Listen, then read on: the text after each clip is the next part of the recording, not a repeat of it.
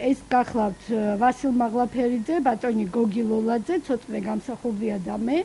შეიძლება იყოს შეკითხვა იმისთან დაკავშირებით, საიდან აღმოვჩდით ეს 4-ეული ვთქვათ ერთად ამ შეხვედრაზე, ამ საუბრისას. შემიძლია ამაზეც გიპასუხოთ დაწვრილებით, როგორ მოხდა ეს ამბავი. მაგრამ თავარი მაინც არის ის, რომ როდესაც ჩვენ ვესაუბრეთ პრემიერს, დასკვნა მისი არის ასეთი, რომ მიუხედავად იმისა, რომ საქართველოში ჯერ არ ყოფილა შემთხვევა, როდესაც სააქციო საზოგადოებას ემართოს ტელევიზია და ამიტომ მას აქვს სერიოზული კითხვები იმასთან დაკავშირებით, როგორ მოხერხდება კონტროლი ტელევიზიის და ის ფიქრობს, რომ თუ ტელევიზია არ გაკონტროლდა მისი მფლობელების მიერ, მაშინ შეიძლება ძალიან სავალალო შედეგი მივიღოთ. მან თავისი პირადი მაგალითი თქვა, რომ მე არ ვაკონტროლებდი ტელევიზიასო და ჩვენ, ანუ გულისხმობა ოჯახი, მფლობელები ამ ტელევიზიის და მივიღეთ მეცხრე არხისგან ის, რაც მივიღეთ. ამიტომ შესაძლებელია მას კიდე ჭირდება ჩვენგან კარგი განმარტება, რა პროცედურებით ვაპირებთ ტელეკომპანიის საქმიანობის გაკონტროლებას, როგორც აქციონერები, ვინც ვიქნებით აქციონერები, მაგრამ მიუხედავად ამისა, ის მან თქვა, რომ მას არ შეუძლია უარი უთხრას ამდენ ადამიანს, რომელიც არის გულწრფელად დაინტერესებული, რომ რაღაც სწორი საქმე აკეთონ ერთად. ეს იყო მისი საბოლოო სიტყვა, რომ ჩვენ ვაგრძელებთ მომზადებას მასთან უფრო კონკრეტულად და დეტალებზე სასაუბროდ. მან თქვა, რომ თუ ხვალ იქნებით მზად, მე ხვალ შემიძლია და გავპარგოთ, თუ ერთი კვირის შემდეგ, მაშინ ერთი კვირის შემდეგ შევხვდეთ. მოგეთ ეხლა არის ბურთი ჩვენს მოედანზე, როცა ვიქნებით მზად მასთან უფრო დაწვრილებით დეტალებზე სასაუბროდ, მაშინ შევხვდება და გავაგრძელებთ ამ დისკუსიას.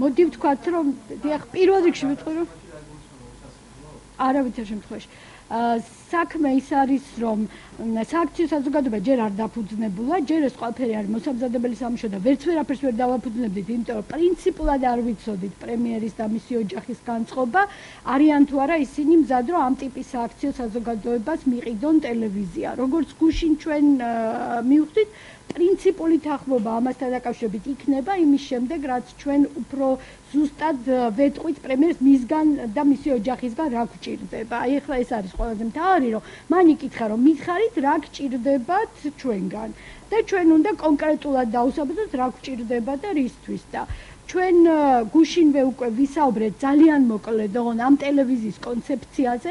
რა თქმა უნდა, ეს არ იქნება საზოგადოებრივი მაუწყებლის ტიპის ტელევიზია, იმიტომ რომ ეს იქნება აბსოლუტურად განსხვავებული მცირე ბიუჯეტიანი კონცეფციის ტელევიზია, რომელიც გულისხმობს იმას, რომ იქნება სრულად თვითდაფინანსებაზე ეს ტელევიზია, კატეგორიულად წინააღმდეგი ვართ, რომ ეს იყოს დოტაციური, იქნება პირველი შემთხვევა საქართველოს ისტორიაში, რომ ჩვენ შევეცდებით, არ ვიცი რა გამოგვივა, იმედი გვაქვს, რომ გამოგვივა, ჩვენ შევეცდებით, რომ ყველამ ერთად დავაარსოთ და ვმართოთ ტელევიზია, რომელიც არ იქნება დოტაციური.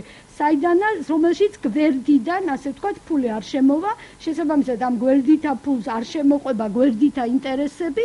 ჩვენ საუბრობდით გუშინ დაახლოებით ისეთი ტიპის ტელევიზიაზე, როგორიც არის კავკასია, როგორიც იყო მაესტრო თავის საწყის ეტაპზე, როგორც იყო რუსთავი-2 თავის საწყის ეტაპზე და ასე შემდეგ. ანუ ჩვენ ვფიქრობთ, რომ უნდა დავიწყოთ მცირე ბიუჯეტიანი ტელევიზიით.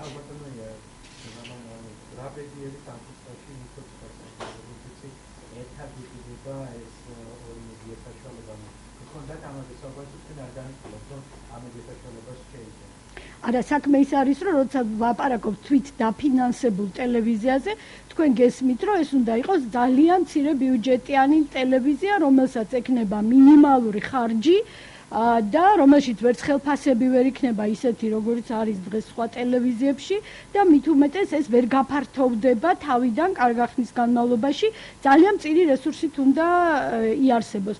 ამიტომ არ იყო საუბარი არავითარ ინფოცხადზე, გუშინ არ ყოფილა ყოველ შემთხვევაში ამაზე საუბარი და ჩვენ ვხედავთ ასე, რომ მეცხრე არხის ბაზაზე უნდა დაფუძნდეს პატარა, მაგრამ აბსოლუტურად თავისუფალი ტელევიზია.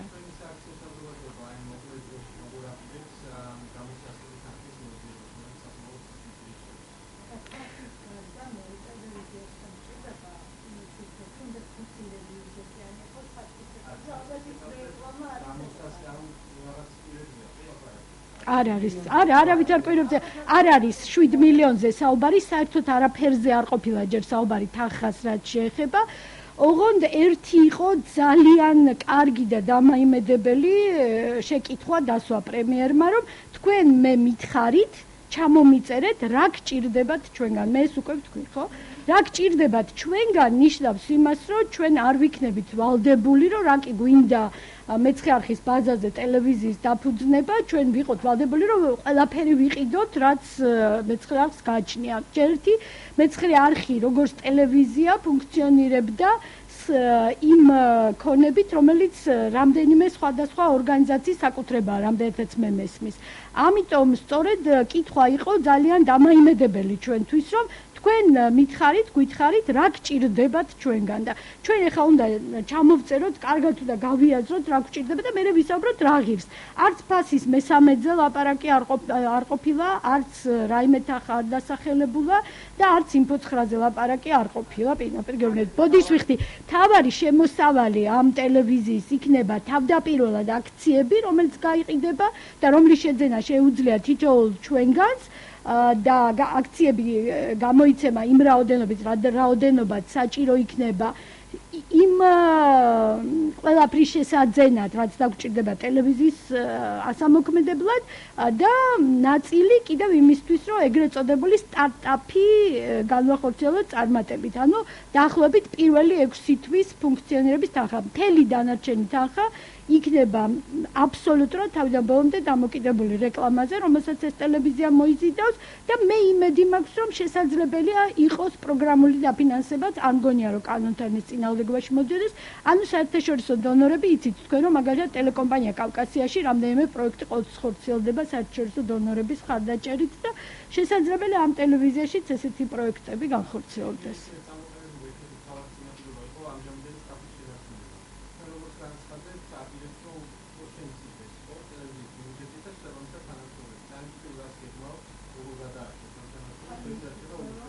იცით რა, არავითარი პირობები არ ყოფილა, თქვენ გაიხსენეთ პრემიერმა რა ბრძანა თავის დროზე. მან ბრძანა, რომ თუ 1 სექტემბრამდე მყიდველი არ გამოჩნდება, ტელევიზია დაიხურება, მაგრამ მე მზადა ვარ ამ 10 დღის განმავლობაში 1/3 ფასად მივცე ვინმეს ტელევიზია, თუ სტაბს დატოვებს. ყველა პირობა მოშლილია უკვე. როგორც კი ტელევიზია დაიხურა და ადამიანები აღარ მუშაობდნენ ფაქტობრივად იმ ტელევიზიაში, ეს პირობები უკვე გაუქმებულია ფაქტობრივად. ეხლა ჩვენ უნდა გავიაზროთ, რომ როდესაც სააქციო საზოგადოება შექმნის სამეთვალყურეო საბჭოს, შემდეგ სამეთვალყურეო საბჭო თავისი პასუხისმგებლობით შეარჩევს დირექტორთა საბჭოს. და ეს დირექტორთა საბჭო განახორციელებს ტელეკომპანიის მართვას, ხო? ასე ვთქვათ, რა თქმა უნდა, ეს წინასწარ კონცეფცია და ბიზნეს გეგმა უნდა არსებობდეს უკვე ამ დროისათვის. ცხადი არის, რომ იქ საუბარი იქნება იმაზე, რომ უნდა აიყვანოს ამ ტელევიზიამ მართლა ძალიან ცოტა ჟურნალისტი. თან პირობა ესეთი იქნება, რომ ხელფასი თავიდან ვერ იქნება მაღალი, ეს იქნება საკმაოდ საშუალო ან დაბალი ხელფასი, რომელიც იქნება მიბმული ტელეკომპანიის წარმატებაზე. რამდენადაც მაღლა იწევს აქციების ფასი, იმდენად მეტი შანსი ექნება ჟურნალისტებს, რომ მათი ხელფასი იყოს მაღალი და მე თქვენ გეტყვით, რომ ზედა ზღვარი ამას არ გააჩნია, იმიტომ რომ რაც უფრო უკეთესი იქნება ტელევიზია, რაც უფრო მეტ რეკლამას მოიზიდავს, მით უფრო უკეთ იცხოვრებენ ის ჟურნალისტები, მაგრამ თავარი შეთავაზება ჩვენი არ არის, რომ აბა მოდით ახლა კარგი ბიზნესი გვაქვს და ვის უნდა რომ ამაში მიიღოს მონაწილეობა. თავარი შეთავაზება არის, რომ პირველად საქართველოს ისტორიაში ჩვენ ვაპირებთ თქვენთან ერთად, საზოგადოებასთან ერთად, რომ შევქმნათ ტელევიზია, რომელიც არ იქნება დოტაციური, რომელსაც მართავთ ჩვენ და რომლის მოგება და წაგება იქნება თითოეულ ჩვენგანის პასუხისმგებლობა. დიახ.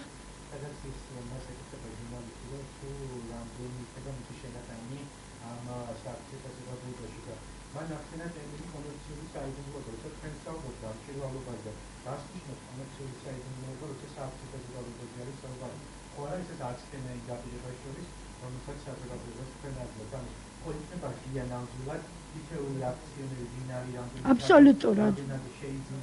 კი. არა, საქმე ის არის, რომ არ ვიცი ცოტნე რას გულისხმობდა, მაგრამ მე ნამდვილად გეუბნებით დაბეჯითებით, იმიტომ რომ ეს საკითხი არის ერთ-ერთი მთავარი საკითხი, რომელზეც ჩვენ ვსაუბრობთ. ცხადია, ყველა აქციის მფლობელი იქნება დარეგისტრირებული, ანუ აი რეესტრში შეგიძლიათ ნახოთ ვინ რამდენი აქციის მფლობელია, შემდეგ როცა მოხდება აქციის გაყიდვა და შეძენა, ის ახალი მფლობელიც ასევე იქნება რეესტრში დარეგისტრირებული. ასე რომ თითოეულ ადამიანს აქციის ფასი იქნება ძალიან დაბალი, სწორედ იმიტომ რომ ყველას თითოეულ ადამიანს ვისაც კი ექნება სურვილი რომ გახდეს აქციონერი, მიეცეს ამის საშუალება. ყველაფერი გაკეთდება ბანკის მეშვეობით, რეესტრის მეშვეობით, აბსოლუტურად ყველაფერი იქნება გამჭვირვალე.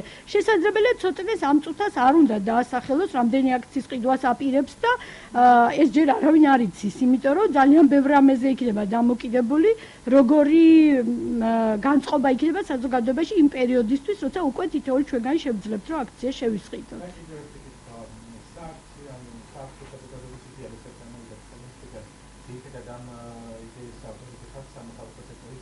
არა, ამ იდეის ერთპიროვნული ავტორი ჩვენი მხრიდან არის ბატონი ვასილ მაღლაფერიძე, რომელიც ჯერ კიდევ თვეების წინ და ეს ქალბატონმა ლუბა ელიაშვილმა პირდაპირ ეთერში დაადასტურა, სადღაც გასული წლის დეკემბერში ამ იდეაზე ესაუბრა ბატონ ბიძინა ივანიშვილს. ჩვენც, რა თქმა უნდა, დიახ.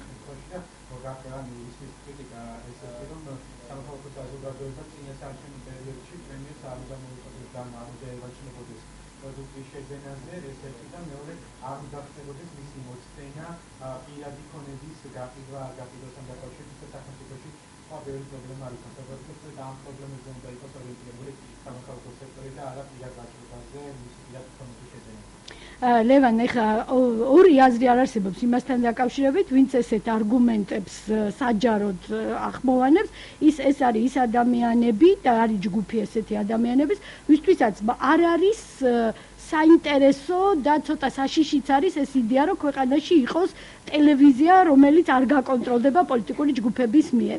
მოდით ვთქვათ ასე, ჩემი პირველი შიშები და ეჭვები ამ ტელევიზიასთან, მომავალ ტელევიზიასთან დაკავშირებით იყო ასეთი, როდესაც მივდიოდით ბატონ პრემიერთან სასაუბროთ, რომ არის თუ არა პირადად ბატონ ივანიშვილი მზად იმისთვის, რომ ჩვენს ქვეყანაში იყოს ტელევიზია, რომელსაც პოლიტიკური ჯგუფები ვერ გააკონტროლებენ. იმიტომ რომ მე ამ ადამიანს არ ვიცნობ ესე ახლოს, რომ წინასწარ მქონოდა პასუხი ამ შეკითხვაზე და გარდა ამისა ვაცნობიერებ, რომ მას შეიძლება ქონდეს ისეთი ინფორმაცია ან ისეთი გეგმები, რომელშიც არ შედიოდეს პირდაპირ ასე ქვეყანაში გაუკონტროლებელი ტელევიზიის არსებობა. ეს თემა, რომ თქვა, ვინ გააკონტროლებს ამ ტელევიზიას, რამე საფრთხე ხო არ არსებობს, რომ რომელიმე ჯგუფმა გააკონტროლოს, ჩვენ საუბარში არ ყოფილა საერთოდ. აბსოლუტურად არ ყოფილა. და მე პირველ რიგში ამიტომ ვარ ძალიან კმაყოფილი გუშინდელი მოლაპარაკებით, რომ კითხვა იმასთან დაკავშირებით, რომ შესაძლებელია თუ არა, რომ ქვეყანაში თავისუფალი ტელევიზია არსებობდეს, არ ყოფილა. კითხვა იყო იმასთან დაკავშირებით, რომ საზოგადოებრივი მაუწყებელი უნდა იყოს თავისუფალი ტელევიზია და ხომ არ შეუშლის ახალი ტელევიზია მის ფუნქციონირებას ხელს. აი ეს იყო კითხვა, რის შემდეგაც პირადად მე დავრწმუნდი, რომ ამ მხრივ პრობლემა არ გვექნება.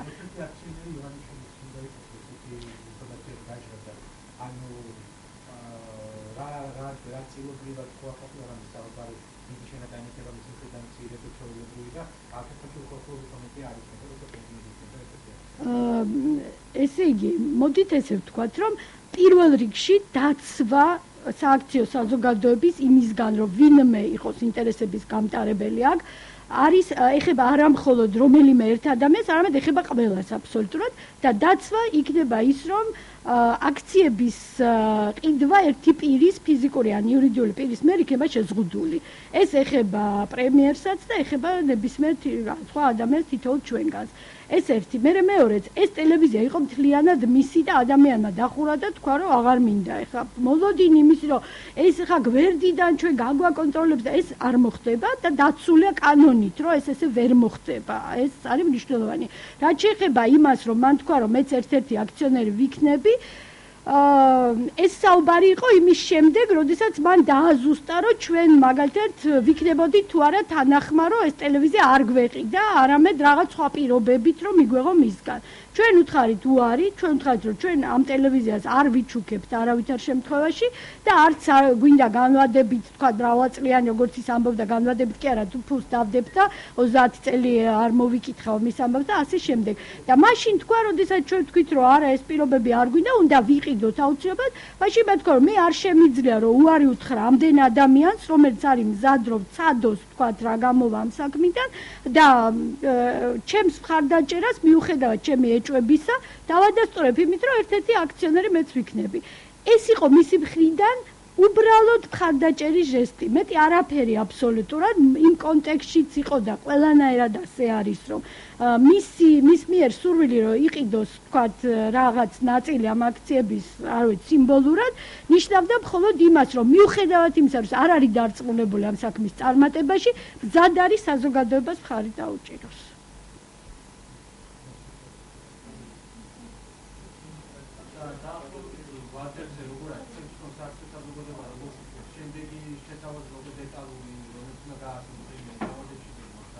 ჩვენ გვინდა რომ ეს მოხდეს დაახლოებით 7-10 დღის განმავლობაში.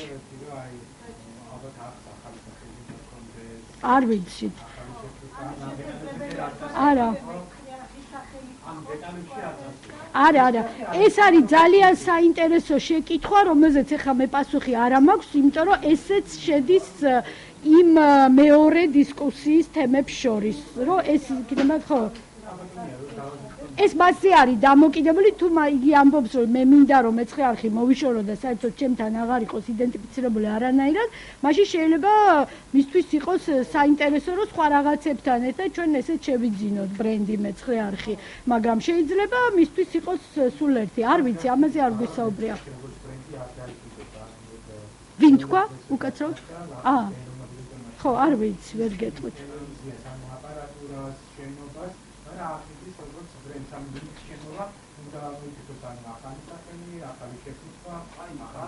კი ბატონო, არა მაქვს პასუხი, იმიტომ რომ ამ თემაზე არ გვისაუბრია. ჩვენ ორივე ვარიანტისთვის მზად ვართ.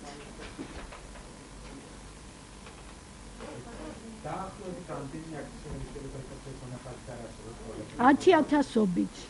მე ხა რა ვიცი მე არ ვარ ამის სპეციალისტი და ამიტომ არ ვიცი კონკრეტულად რა ეღირება აქცია, მაგრამ მე გარწმუნებთ ამაზე ბევრი ვისაუბრეთ, აქციის ფასი იქნება ისეთი რომ ნებისმიერ ოჯახს, აბსოლუტურად ნებისმიერ ოჯახს, მათ შორის სოციალურად დაუცველს, ექნება საშუალება რომ შეისყიდოს ერთი ან რამდენიმე აქცია.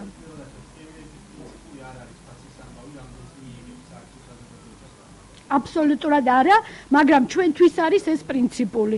იმის გამო რომ ეს არ იყოს ტელევიზია, რომელიც დაფუძნებული არაჯანსაღ პრინციპებზე, ჩვენ გვინდა რომ პრინციპი იყოს აბსოლუტურად ჯანსაღი, ანუ ფასი იყოს გადახდილი ის, რაც სინამდვილეში ღირს ეს ყველაფერი, უბრალოდ მისგან იყო ძალიან დიდი მხარდაჭერა, რომ ის არ გვაიძულებს ჩვენ რომ ვიყიდოთ ის, რაც ჩვენ არ გვჭირდება. ანუ ჩვენ შემოვიფარგლებით მინიმუმით და როგორც მე მივხვდი, ის მზად არის, რომ აი ეს მინიმუმი მოგვყიდოს, რაც ჩვენ დაგვჭირდება. თუმცა მისთვის ფასს ნამდვილად არ აქვს მნიშვნელობა და ეს პირდაპირ ითქვა, რომ ის მხარს უჭერს იდეას, ის მხარს უჭერს საზოგადოების იმ ნაწილს, ვისაც უნდა რომ იყოს ტელევიზიის მფლობელი და არ აკეთებს ამას, იმიტომ რომ თქვათ ამ საქმიდან რამე მოგება მიიღოს.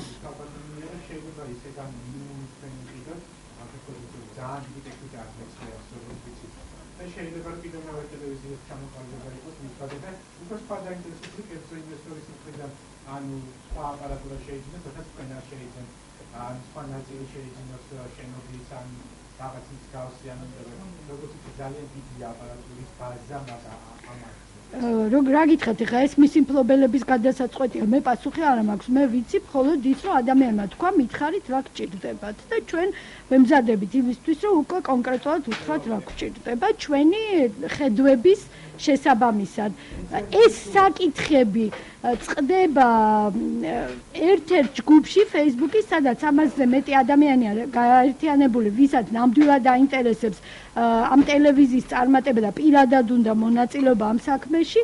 ჯერჯერობით ეხა ველოდებით დოკუმენტების შემოთავაზებას წესდება როგორი უნდა იყოს და ასე შემდეგ ბიზნეს გეგმის მონახაზი და შემდეგ ამ ჯგუფში განიხილება ასე ვთქვათ ეს საკითხი რა თქმა უნდა თემატიკის მიხედვით შეხვედრებიც იქნება პირადი შეხვედრებიც და ჩვენ მივდივართ ამ რეჟიმით რომ ჩვენ ვთავაზობთ ინიციატორები ვთქვათ რაღაც მონახაზებს და შემდეგ ჯგუფის წევრები ან გვთანხმდებიან ან არ გვთანხმდებიან მოკლედ კონსენსუსის გზით მივდივართ ასევე იყო სწორედ იმ 4 ადამიანთან დაკავშირებით ვინც წავედით მოლაპარაკებაზე სწორედ ამ ჯგუფში იყო შეთანხმებული ეს 4 კანდიდატურა და ამიტომ ისინი იყვნენ წინასწარ მზად იმისთვის რომ ზუსტად არ ვიცოდით როდის მაგრამ მოლაპარაკება შედგება და ეს 4 ადამიანი წარმოადგენს საინიციატივო ჯგუფს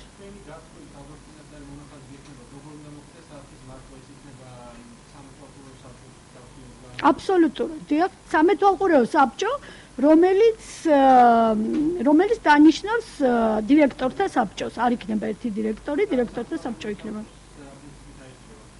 სამეთვალყურეო საბჭოს არჩევენ აქციონერები კანონში გაწერილი პროცედურის შესაბამისად მე თქვენ გეტყვით რომ პირველი კრება აქციონერთა პირველი კრება შეიძლება იყოს ისეთი საინტერესო კი შეიძლება ეს რა თქმა უნდა, იმიტომ რომ ადამიანებს შეუძლიათ რომ გადააბარონ თავისი ხმა ვინმეს და ის ვინმე წარმოადგენდეს მათ კონკრეტულად აქციონერთა კრებაზე, მაგრამ შეიძლება ბევრმა აქტიურმა ადამიანმა თვითონ მოიწადინოს ამ კრებაზე დასწრება, ასე რომ ეს იქნება უაღრესად საჯარო, გამჭვირვალე და საინტერესო პროცესი.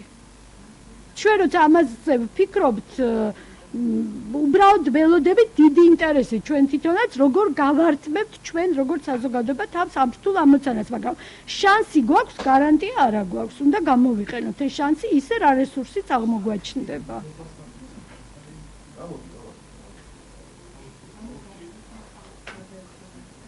ბატონო? დიახ, გამოდის, რომ კი, რა თქმა უნდა, აქციონერებს ექნებათ საშუალება კანონის შესაბამისად, თუ კი არ მოეწონებათ სამეთვალყურეო საბჭო როგორ მართავს არხი როგორია და მათი აქციების ფასი თუ ქვემოთ ჩამოდის, მეხსეულად შეიტანონ ცვლილებები ყველაფერში. არა, იმპიჩმენტი არ ქვია ამას, მაგრამ მათ ექნებათ საშუალება, რომ შეცვალონ სამეთვალყურეო საბჭოს მოიწვიონ საგანგებო კრება და ასე შემდეგ. ანუ ფაქტობრივად რატო ხდებოდა აქამდე, რომ რომელიღაც კომპანიები ადამიანებს მაგალითად ფულს ართმევდნენ და შემდეგ იკარგებოდნენ სადღაც და არ ასრულებდნენ თავის პირობებს. სასამართლო იყო ძალიან არასანდო და ამიტომ შედეგამდე ვერ მიდიოდნენ. სააქციო საზოგადოებას თავის პროცედურები აქვს, სასამართლო არ ჭირდება. მთავარია რომ აქციონერები ჩამოყალიბდნენ სწორად, რომ ეს არის შესაძლებელი რაღაცა ან ვიღაცა.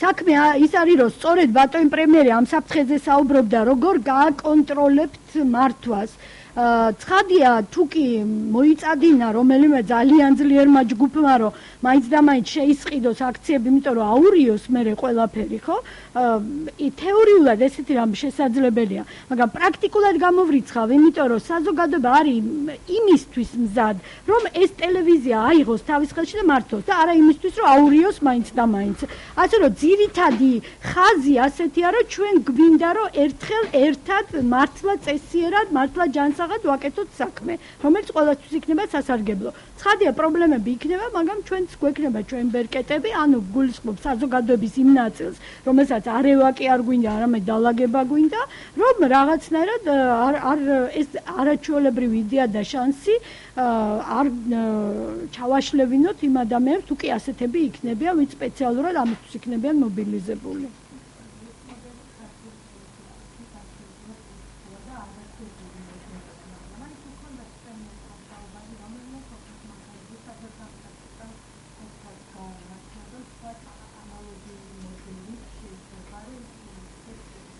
არა, არ გქონია საუბარი, თუმცა ჩვენ ვიცით, რომ ესეთი თვითკმარი და თვითდაფინანსებული ტელევიზია არსებობს რუსული ტელევიზია დოჟდ. ალბათ იცით, გიყურებიათ ხო? ისინი აკეთებენ ყველაფერს იმისთვის, რომ ეს იყოს საზოგადოებრივი აქტივისტების ტელევიზია და იყოს აბსოლუტურად თვითკმარი და თვითდაფინანსებული.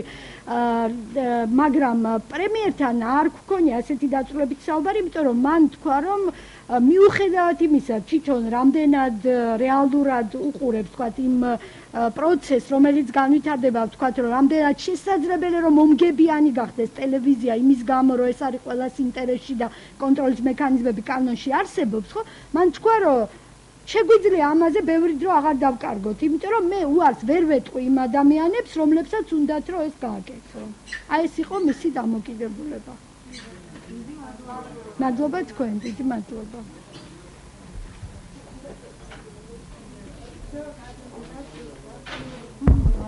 მადლობა.